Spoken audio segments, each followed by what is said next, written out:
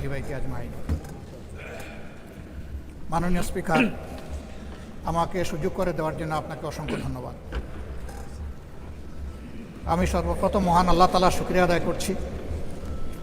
আপনাকে ধন্যবাদ জ্ঞাপন করার পাশাপাশি সারা দেশবাসী এবং বিশেষ করে আমার নির্বাচনী এলাকার সম্মানিত জনগণকে ধন্যবাদ এবং কৃতজ্ঞতা জ্ঞাপন করছি। তারাই আমাকে এবং আমাদেরকে এখানে কথা বলার সুযোগ করে দিয়েছেন তাদের মূল্যবান ভোটের মাধ্যমে।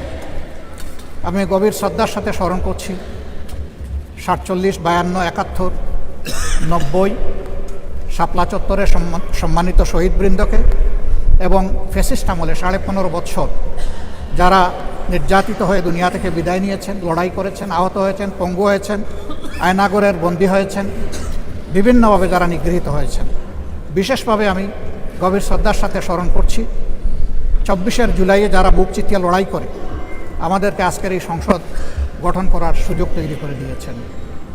তাদের মধ্যে যারা নির্যাতিত হয়ে দুনিয়া থেকে বিদায় নিয়েছেন, মহান রব্বুল আলমিনের দরবারে দোয়া করি আল্লাহ তাদের সকলকে শহীদ হিসাবে কবুল করুন।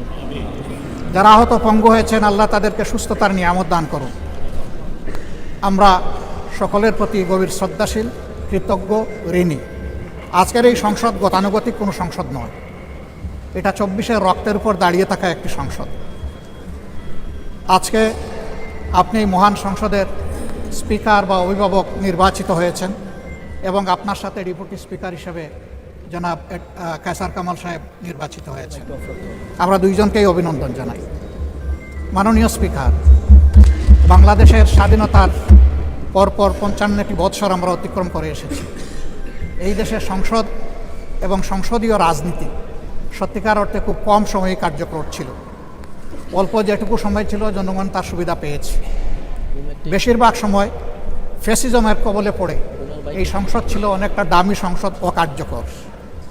এবং আপনি যে বিরল সম্মানে আজকে ভূষিত হয়েছেন, এই জায়গায় অভিভাবকত্বের দায়িত্ব যারা পালন করেছেন অতীতে, তারা নিজের উপর, সংসদের উপর, দেশবাসীর উপর, গণতন্ত্রের উপর, মানুষের অধিকারের উপর তারা সুবিচার অনেকেই করতে পারেননি। আমরা আশা করব আপনার এই অভিভাবকত্বের জায়গা থেকে আপনি যদি একটা দল থেকে নির্বাচিত হয়ে সংসদে এসেছেন, কিন্তু ইতিমধ্যেই আপনি ঘোষণা দিয়েছেন যে আপনি জাতীয়তাবাদী দলের স্থায়ী কমিটির সদস্য পদ থেকে পদত্যাগ করেছেন, এখন আপনি সকলের। আমরা মনে করি আপনার কাছে সরকারি দল এবং বিরোধী দল আলাদা কিছু হবে না। আপনার কাছে আমরা সুবিচার পাব, জাতির কল্যাণে যে কথাগুলো বলতে চাইব সেই কথাগুলো বলার সুযোগ আপনার কাছ থেকে পাব। আপনার নেতৃত্বে এটি একটি গতিশীল সংসদ হবে, এটা আমরা আশা করতে চাই। আমরা আশা করতে চাই অতীতে যে মন্দ নজির সৃষ্টি হয়েছে বিভিন্ন সময়, এটি নতুন করে আর হবে না। আজকের এই সংসদে অনেক তরুণ সদস্য এখানে আজকে এসেছেন। আমিও বয়সে একটু বেশি হলেও আমিও তরুণ, আমার জীবনে এটা প্রথমে এই সংসদে ঢোকা, সুতরাং আমিও তরুণদের একজন। সেই তরুণরা যারা এখানে প্রাজ্ঞ আছেন, অতীতে যারা এই মহান সংসদের সদস্য বারবার নির্বাচিত হয়েছেন, তাদের কাছ থেকে আমরা ভালো কিছু শিখব। আমরা অতীতের সংসদগুলোতে দেখেছি এখানে দেশের মানুষের কল্যাণ বিবেচনায় আলোচনা না হয়ে মানুষের চরিত্র হননের জন্য এখানে বিপুল সময় ব্যয় করা হয়েছে। আমি আপনাকে বিনীতভাবে অনুরোধ করব, এই সংসদ যেন কারো চরিত্র হননের কেন্দ্রে পরিণত না হয়। আপনার কাছ থেকে কেউ সামান্যতম সুযোগও যেন এই ব্যাপারে না পায়। আমরা চাই এই সংসদ শুধুমাত্র জনকল্যাণে প্রতিষ্ঠিত হবে এবং পরিচালিত হবে। আমি আস্থাশীল, গভীর আস্থাশীল, আপনি একজন লড়াকু মুক্তিযোদ্ধা, আপনি পারবেন ইনশাআল্লাহ এই সংসদকে সফলভাবে নেতৃত্ব দিতে।